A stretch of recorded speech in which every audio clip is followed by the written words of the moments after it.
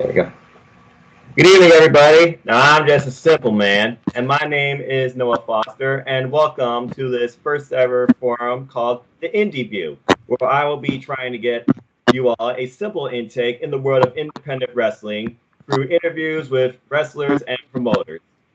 Tonight, my premier guest is the owner of a new up-and-coming promotion called Extreme Chaos Wrestling. A shout out to ECW in a fresher, more friendly entertainment form. His name is Mr. Adam Gary. Adam, how are you? Good, Noah. How you doing, buddy? I'm good. Thank you very much. Now, I've been to your first show back in January. I was thoroughly entertained. So tell me a little bit about yourself. What got you into wrestling? Well, Noah, I was a huge wrestling fan growing up, like pretty much every other male in America. Um, the big thing for me was I really enjoyed the Attitude Era, as well as the late '90s when Extreme Championship Wrestling hit its heyday and got really big. And then fast forward to today, wrestling's all geared towards kids, and that's what made me want to bring back that Attitude Era of wrestling. The cussing, no rules, everything goes. And that's why Extreme Chaos Wrestling started. Nice, rated R. So, what were some of your biggest inspirations since you're a fan of the Attitude Era and ECW? I have to imagine like Paul Heyman, Stone Cold, they had to be up there, D-Generation X. What were some of your favorites takeaways when you were a child? My first my first wrestler I ever really loved was Jimmy Superfly Snuka. Going back to when I was 6 to 8 years old. Hulk Hogan, Ultimate Warrior. And then moving into the Attitude Era, Stone Cold, The Rock, Rob Van Dam was probably my favorite whole era. And almost anyone, Rhino, Tommy Dreamer, all those. Because they were just regular guys doing something. That's what makes Extreme so cool to me. Yeah, House of Hardcore is definitely one of those promotions I follow a little bit, owned of course by Tommy Dreamer, who works a little bit with Impact. And I can definitely tell you take away a number of elements from the classic ECW days and WWF days in your promotion. So, with that said, let's talk about your promotion, Extreme Chaos Wrestling. No rules, no countouts, anything goes. Shout out to Days of Extreme. You currently have one championship under your promotion, and your current champ right now is the Fresh Prince of Midair, Trey Miguel, who recently came off working with Impact Wrestling.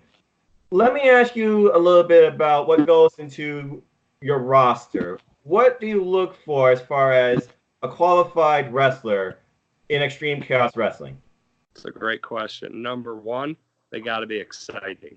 When you do hardcore wrestling or extreme wrestling, it doesn't mean they have to throw each other through tables. Some guys do that. Some guys have the attitude and the cussing, and some guys are extreme through high fly. Ray Miguel is definitely one of those. Yeah, we do have one title. Part of chaos wrestling is we're not politically correct. Everyone's not a winner. There's one champ. Everyone's gunning for Trey. That's how I'm always going to do it. There's never going to be teams, and there's only ever going to be one champ. You're either first or you're last. Wow, first or last. That is a huge goal to reach right there. Considering how deep your roster is right now, you must have close to, I believe, 30 wrestlers. And you also bring a shout out to the old days, bringing in these classic acts. You brought Chris Parks in last time, Abyss, and this time you're bringing in Sandman. What are your thoughts going for? Like, who else would you like to bring into Extreme Chaos Wrestling, even for a one-off? Anyone and everyone. I mean, anyone that fits the bill. I'm not sure that Sandman or Abyss are just going to be one-offs, though. Nice. Talk to a lot of guys. I don't want to say anything, and I almost feel like as we grow the brand, where I don't have to advertise matches, I want the name that comes in to be a surprise. Obviously, starting out, you do need help with ticket sales. Right. You got to make sure you're and we're blessed that with my background, we've been profitable since our first show. And you were there. You saw the number of people that was at our show in the size of our venue. It's pretty unheard of for an indie promotion to do what we did. Indeed, considering Toledo, Ohio currently has 3 Indy promotions, Powerbomb Wrestling, Northwest Ohio Wrestling, and now you guys, Extreme Chaos Wrestling. A very nice venue you picked too, the Ohio Theater. A lot of history there. What were some other venues you were considering using, or down the line, do you consider maybe moving around a little bit in the city to other venues? I'm always looking at venues. I say we're the biggest and the best. I believe in Toledo we are, and hopefully by the end of the state of Ohio we are, and hopefully by next year in the Midwest we are. So every single day I peek on lots of venues, but the Ohio Theater, it's historic. It just fits what we're doing. I just love the place. It's got the sound, which we improved today. I had to work on that because I'm still learning as I. Right. Sitting there, it holds about 1,100, and with a theater, you wouldn't think of wrestling with it, but what works there is that the stage is ground level, and then the seats go up to grand stage. So you have 4 seats, you have a huge.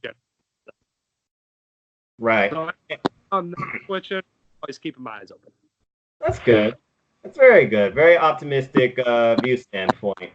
Yeah, I can see definitely you're definitely competitive and trying to push this as the top promotion in the city based on the promo I saw you give at Northwest Ohio Wrestling.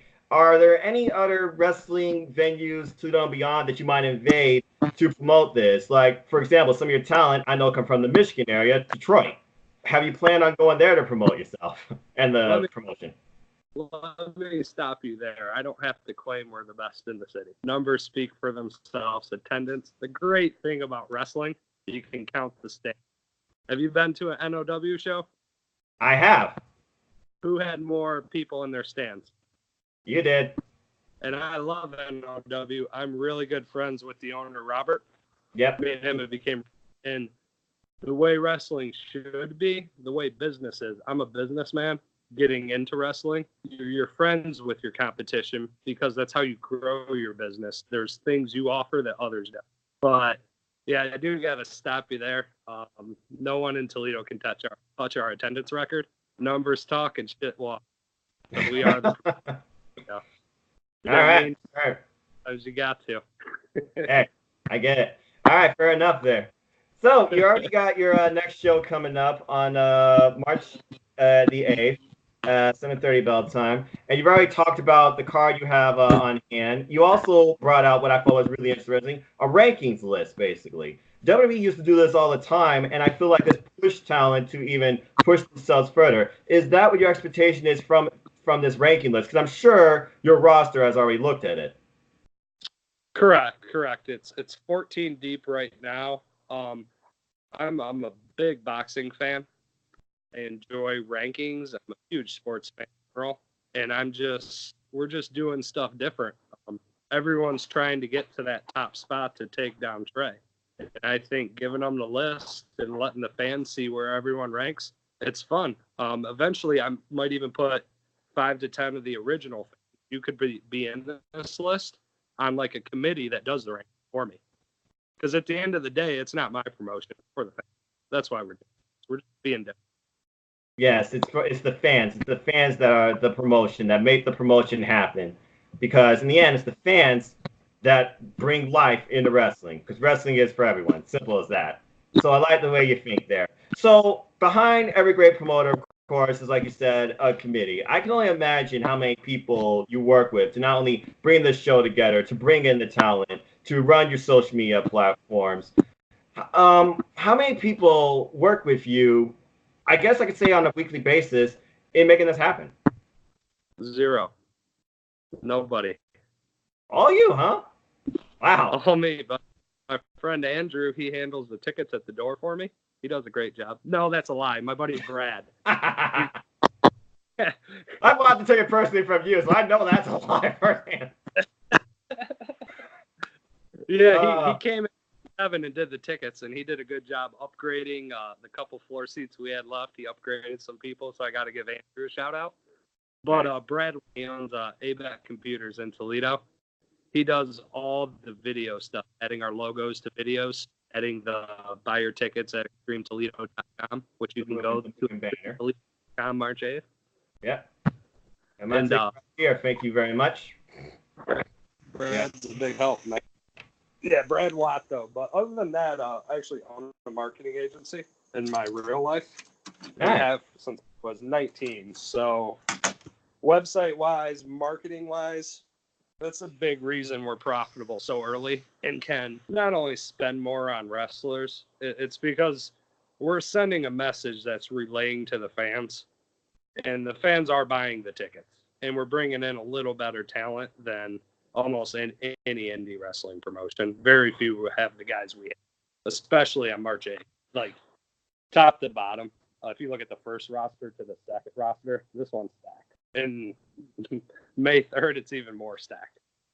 Ah, yes, your third show we started to promote. I can't wait for that. Speaking of which, let's talk a little bit about your rosters, because you made a few cameos during your first show with some of the winners from the matches. Let's just go for it. What talent impressed you the most from the first night?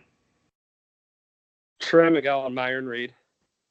And that hands down, the main event. Well, right there with them, Orlando Christopher and Nate Matson, the co-main right before him. Nice. Yeah, and I believe you have your champ defending the title again on this show coming up. Correct? Yes. My goal is the top guys in our promotion are going to be on every show, as long as the dates work out. And I do try to work with these guys, especially Trey, on making our dates match up where they're available. We ran on a Thursday. This time we're running on Fridays. So Fridays helps attendance-wise a little bit. Right. But I kind of like Thursday. It was different. And Thursday's a big date night. And even though we're adult, there was quite a few kids at our show, and that really surprised me, the number of children. Well, it's a family-oriented event, as you said. You're bringing back flavors of the old school days while still keeping it as a family-friendly entertainment forum. So it's good that you have kids. And speaking of kids, let's talk about merchandise. So you recently brought out some T-shirts, I see, finally. And I do plan on getting one of those black standard logos in extra large. What other merchandising ideas do you have going forward? Like, do you plan on maybe bringing out replica titles or such? Yeah, anyone can buy the title if they want. Gather that undisputed belt stack. Okay. I was thinking about buying another belt and doing a raffle or something, but I don't know, that's kind of corny. I mean, there's always time for that. Yeah, honestly, man, like I'm spending my time. I brought in Ace Austin. He recently joined us and is going to be here March 8th. He also just signed with Impact as well. I'm not really spending my time worrying about T-shirts. I'm more worrying about getting this roster to truly be 100%. Right. Yeah. Because I know one of the biggest undersides to wrestling is definitely payment for wrestling, especially indie wrestling. Support your local indie wrestling, folks. The amount of work ethic that these people put in and the amount that they actually get out from it, I know it's got to be one of the strenuous strokes. And I'm sure that's one of the very first things you considered starting an indie promotion, balancing payout versus the roster. Yeah, I don't know, obviously, the history of indie wrestling. Right. We pay all our guys cash the minute they walk in the door. All their money's in an envelope. And I understand that's really rare in this industry to get prepaid for your services. So money-wise, I pay their full rates, too. I think only one guy I even negotiated with. I just feel like these guys work so hard, and at the end of the day in business, you get what you pay for. So I don't really negotiate with them, and I prepay them in cash the minute they walk in the door. And that's, we had, since January 31st, we've had 234 people apply to work for us now. Nice. So it's definitely spreading. Get your money at Extreme. But if you don't put on a show for me, you're not going to ever get paid again at Extreme. You got one chance. You got one chance with first impression. That's true. I mean, I watching live, I didn't really get to watch the show. I pay to have it filmed. And another thing, I put the whole show on YouTube. I think if someone can't afford or if someone's not in our area, once the filming's done, I put the whole show on YouTube so everyone can watch it. And rewatching some matches, I'm I saw some room for improvement, and I think we've done that. Right, and I'm sure you're going to incorporate even more ways going forward to further expand the brand and get people aware of not only this promotion but indie wrestling in general. I think for a first time out, especially for me who's still getting into the world of indie wrestling, and this was my second ever indie show, I was pleasantly surprised and thoroughly entertained. And I thank your roster and you and everybody for all of that. You guys gave me a lot of stuff that I basically correlated to what I watch in Ring of Honor and New Japan Pro Wrestling, in WWE, heck, even like you said, the old school days, WWF, ECW. In my opinion, Edward DiGoloso, he reminds me a bit of Delirious from New Japan Pro Wrestling, except he doesn't wrestle barefooted. Here's something no one really knows. None of our matches are scripted. Obviously, there's a certain number of minutes I want someone to go, and there's who I want to win. But other than that, our wrestlers book and script their whole match. And I don't know if anyone else has ever done that. So I give them 100% freedom. I mean, these guys have done it for years. Who am I to tell them what to do in their match? My message is be extreme, be exciting, and play to the fans. So, the guys that put on a show, they think about that it's 100% unscripted. And they got there at 5 o'clock. Our show started at 7:30, and they booked their whole match with the other guy. I thought some of them did an amazing job. Yes, I mean, you guys fully delivered, and that's one other thing I truly love about independent wrestling. It is 100% organic. Nothing is pre-planned, except maybe we should practice before the show starts this move, because you also, even if it's scripted, you want to make sure the person you're in the ring with, you can work with and not injured, because you're not in there to injure each other, quote unquote injured. You're in there to have a great competitive bout. Now, you talked about you only have one title. You're not going to have like tag teams. You're not going to have anything like that. But your promotion's all about like no rules. We've seen chairs come out. We've seen trash cans come out. What else do you have planned? I saw your recent photo from Menards. You had like a shaman car full of chairs. What's next? Ladder, candlestick? We got ladders. I bought some galvanized steel trash cans with some nice lids that came with them. You were at the first show. All our half-assed chairs stole the show in the Abyss Ben Boone match. So I was like, the least I can do is buy some real chairs, and I went and did that. You want to slowly grow, slowly improve. You can't always one-up yourself. Right. You're trying to do that. That's when you're going to fail. I definitely know our second show is going to one-up our first show. I would hope we can one-up ourselves through the first 6 months or a year. And then after that, you kind of settle into who you are. I mean, it's whatever the fans want. The wrestlers that sell tickets, obviously they get booked. And then at the same time, you need the top wrestlers you can get. That's where a Trey Miguel, Ace Austin, Orlando Christopher, Myron Reed come in. You're not going to book an indie guy from California and pay him to fly. And make this for a large dollar amount. But we're just blessed to be in Toledo. I mean, we have Chicago, Detroit, Dayton, Cincy, Columbus, Cleveland, Detroit to pull from Indianapolis. It's a great market to be in. Amen to that, brother. I'm a true Toledoan, so I respect my city. So, hey, I always knew Toledo was full of incredible talent. Now I see how deep the independent wrestling scene goes. I'm just waiting at this point when you're going to bring other classic people from Ohio in, like Dean Moxley or Sammy Callahan for like a one-off, because those guys can certainly go extreme.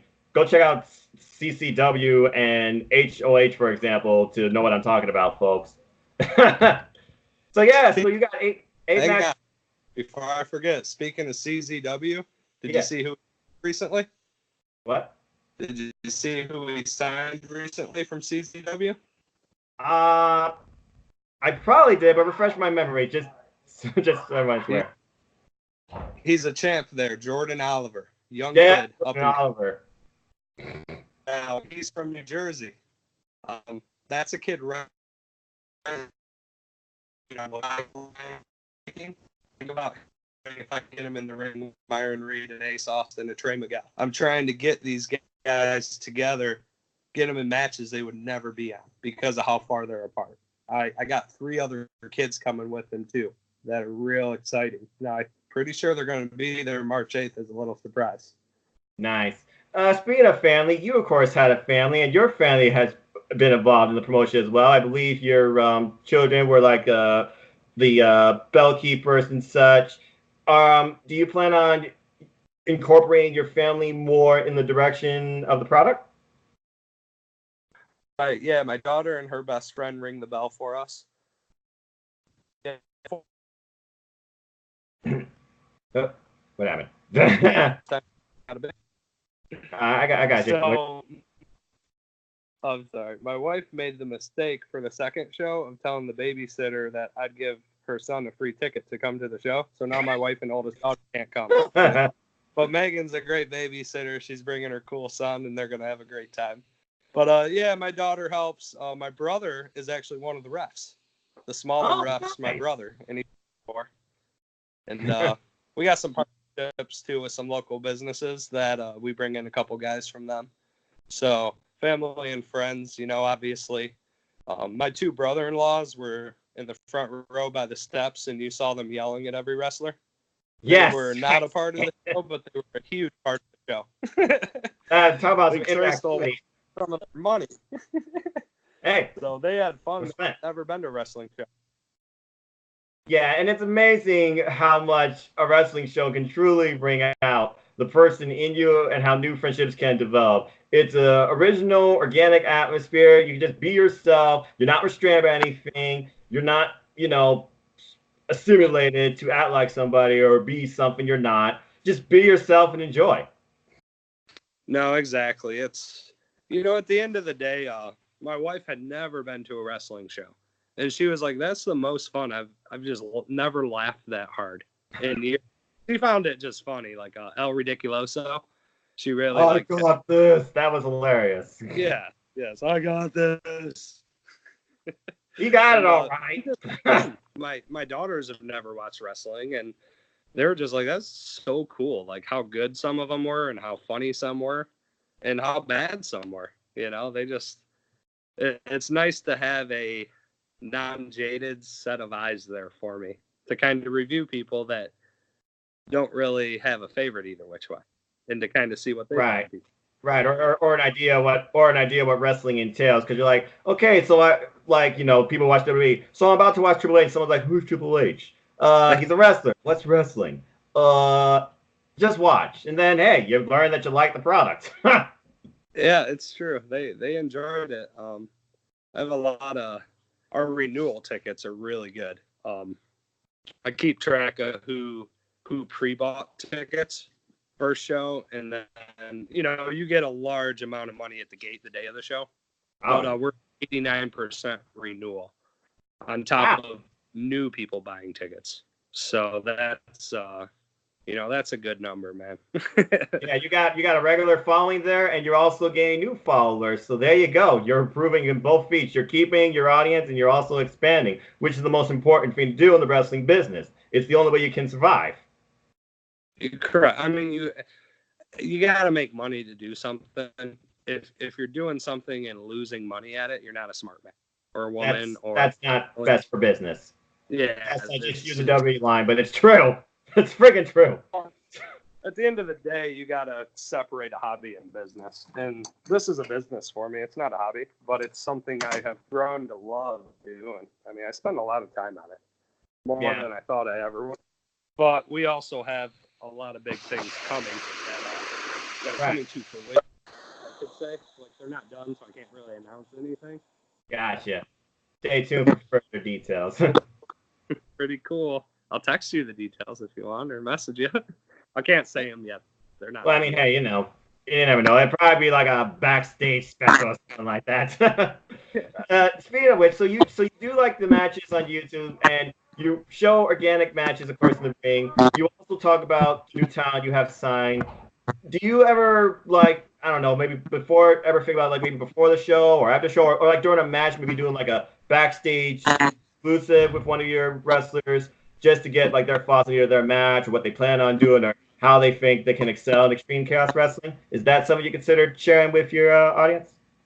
Like a backstage interview? Kind of, yeah. Doing the first show, there's a huge video board in that theater that I decided not to use at the last minute.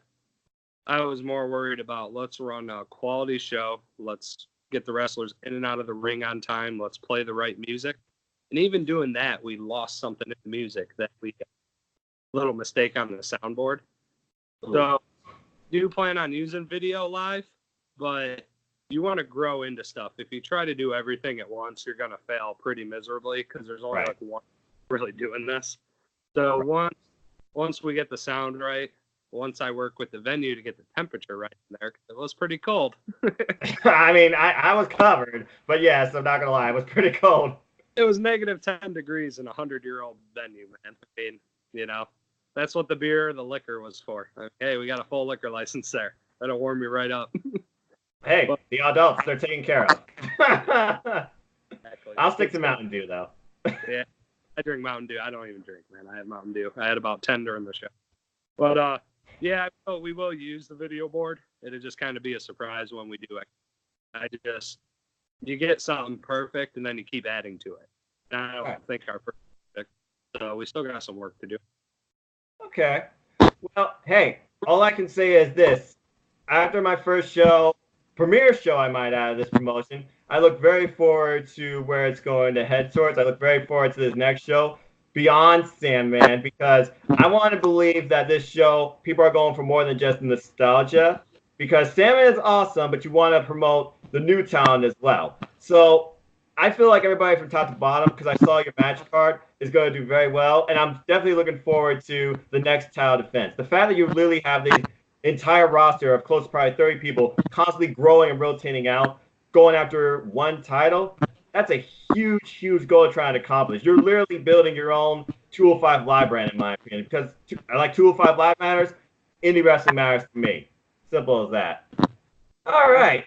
Well, I think this was a very nice first open forum where we got to learn more about the promotion, you as a person, and our thoughts on wrestling in general. So, Adam, is there anything else you would like to say or plug before we conclude here? I got two things. March 8th at the Ohio Theater and Event Center, Trey Miguel versus Deontay Keith. These two guys have never wrestled. They're going to put on a show for us. Number two.